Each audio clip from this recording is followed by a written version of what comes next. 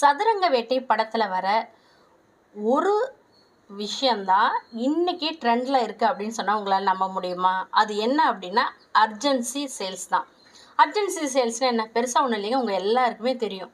ஆடி தள்ளுபடி, தீபாவளி தள்ளுபடி, இந்த மாதிரிலாம் நம்ம நிறைய பார்த்துருப்போம். இதெல்லாம் வந்து பார்த்திங்கன்னா நமக்கு ஆல்ரெடி தெரியும், அதனால் அதை பற்றி ஒரு ஐடியா இருக்கும். ஆனால் அதை தாண்டி இம்மீடியட்டாக இப்போவே வாங்கினீங்க அப்படின்னா இந்த ஆஃபர் அப்படின்னு சொல்லிட்டு நம்ப முடியாத விலையில் 50,000 ஒரு பொருள் 500 ரூபாய்க்குன்னு சொல்லுவாங்க.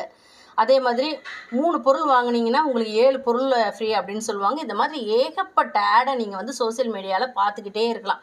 ஆல்ரெடி இந்த விஷயத்தை நீங்கள் எத்தனை தடவை பார்த்தாலும் ஏதாச்சும் ஒரு ப்ராடக்டோ இல்லை சர்வீஸை கண்டிப்பாக நீங்கள் எடுத்திருக்கீங்க அப்படின்னா கமெண்ட்டில் எஸ் அப்படின்னு டைப் பண்ணுங்கள். ஓகேவா? இது ஏன் சொல்கிறோம் அப்படின்னா இந்த அர்ஜென்சி சேல்ஸ் வந்து நிறைய பேருக்கு ஒரு சூப்பரான சேல்ஸை கொடுத்துருக்கு.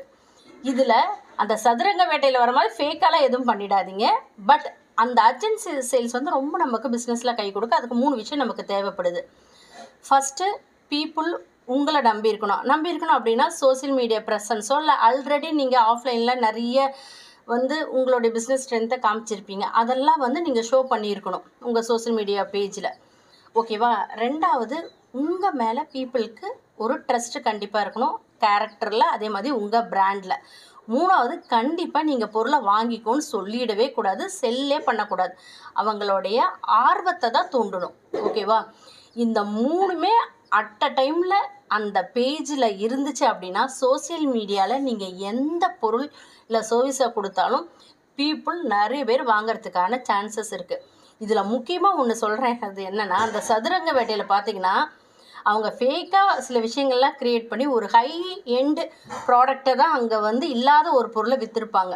இன்றைக்கி அதே மாதிரி தான் சோசியல் மீடியாவில் நிறைய பேர் கையில் அந்த பொருளே இருக்காது, ஆனால் ஹை டிக்கெட்டு வேல்யூக்கு உங்களுக்கு விற்றுருவாங்க. அதுக்கப்புறம் தான் அந்த ப்ராடக்டே அவங்க க்ரியேட் பண்ணி அதுக்கான ப்ராப்ளத்துக்கான சொல்யூஷனை கொடுப்பாங்க.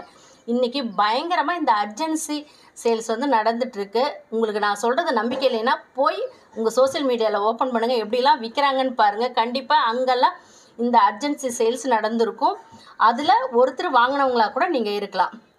நான் சொல்கிறது எஸ் அப்படின்னா மறுபடியும் கமெண்ட்டில் எஸ் அப்படின்னு டைப் பண்ணுங்கள்.